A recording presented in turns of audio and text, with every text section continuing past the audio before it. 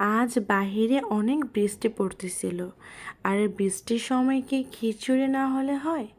সেজন্য আমিও নিয়ে আসলাম ভুনা খিচুড়ি। আর ভুনা খিচুড়ির সাথে মুরগির গোশ আর গরুর গোশ। এখন আপনারা বলতে পারেন যে এটা কীরকম ডেকোরেট হয়েছে, পরিবেশন হয়েছে। আমি নর্মালি করেছি, আমি যতটুকু খাবো অতটুকুই নিয়েছি। আর এই ভুনা খিচুড়ির সাথে 7 আপ না হলে কি হয় বলুন তো? তাহলে তো খাবারটা জমে না। সেজন্য সাথেও আমি 7 আপও নিয়ে নিলাম। আমার মতো কার কার বৃষ্টির সময় এরকম খিচুড়ি খেতে পছন্দ করেন, অবশ্যই আমাকে কমেন্ট করে জানাবেন। আর আমার ভিডিও যদি আপনাদের ভালো লাগে অবশ্যই অবশ্যই লাইক করে দেবেন।